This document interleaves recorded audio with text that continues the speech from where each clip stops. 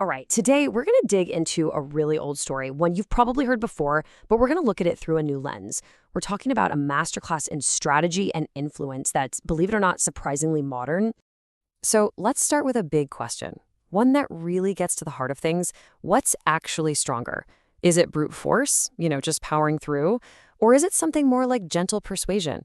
This age-old story thinks it has the answer. And honestly, it's pretty convincing. Okay, so picture this. Up in the sky, you've got these two absolute powerhouses, right? The north wind and the sun. And they're having this classic argument about who's really the strongest. Naturally, they decide the only way to settle this is with a good old-fashioned wager. And right off the bat, you can see they have totally different ideas about what power even means. The north wind is all about that raw force, I can rip trees out of the ground. It's all about command and destruction. But the sun? It's on a completely different wavelength. Its power is in making the world bright and warm, in nurturing things. So here's the challenge they come up with. It's so simple, but so brilliant. There's a traveler walking down a road. The bet is, who can get him to take off his coat first? And here's the kicker, the really important part. They can't just rip it off him. They have to make the traveler want to take it off. That distinction, it's everything. All right, first up to the plate is the north wind. It's ready to prove its whole might makes right philosophy. And its strategy is exactly what you'd expect, a direct, full-on assault, just pure, raw power. And you can just feel the confidence, right? The arrogance, even. The wind's thinking, this little coat? Please, I'll just blow it right off him. It's totally underestimating the situation because it thinks the traveler's own will doesn't even matter. To the wind, the coat is just an object, not something a person is actively deciding to wear. And this is where we see the whole strategy just completely fall apart. It's that classic, for every action there's an equal and opposite reaction thing. The wind starts blowing a cold, harsh gust. And what does the traveler do? He just pulls his collar tighter. So the wind gets angry and blows even harder, like a full-on storm. And the traveler? He clutches that coat for dear life. The more force the wind uses, the more the traveler resists. It's this perfect, vicious cycle of failure. So what's the end result? Well, the wind is just exhausted and defeated. All that huffing and puffing achieved absolutely nothing, zilch. In fact, it actually made things worse. The traveler is now more determined than ever to keep that coat on. It's a complete and total strategic failure. Okay, so the wind gives up. Now it's the sun's turn. And the sun's approach is completely different. It doesn't attack the traveler. It doesn't even focus on the coat. No, it changes the environment around him.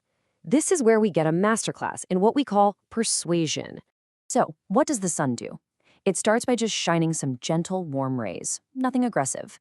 Then, it gradually, slowly, turns up the heat. Pretty soon, the traveler starts to feel a bit warm, starts to sweat. And then, what happens? He willingly, on his own, takes off the coat. Success! The sun never forced him. It just created a situation where taking the coat off was the traveler's own idea. No fight, no resistance. And the success is, well, it's total. It doesn't even stop there. The traveler doesn't just take off his coat. He actually goes looking for a river to cool down in. The sun didn't just win the bet. It completely changed the guy's entire motivation and behavior. That's a huge difference. So after watching these two completely different approaches, the story gives us its final verdict. And this is the part that really hits home, the timeless lesson about what true strength really is. I mean, let's just lay it all out. When you put these two strategies side by side, the difference is just staggering. On one hand, you have the north wind. Its method, coercion. Its approach, a direct assault. And the traveler's response, pure resistance. The outcome, failure. Then you have the sun. Its method was persuasion. Its approach was indirect influence. The traveler's response was willing compliance. And the outcome, a clear success. It couldn't be more black and white. And that brings us to the core lesson of this whole story. It's a simple quote, but it's so powerful. Sometimes warmth and gentleness are stronger than harsh force. And that is just as true today, whether you're in a boardroom, managing a team, or even just in your family, as it was on some ancient dusty road. Real power, true influence, isn't about forcing people to do what you want. It's about creating the conditions where they choose to do it themselves. So I want to leave you with a question to think about.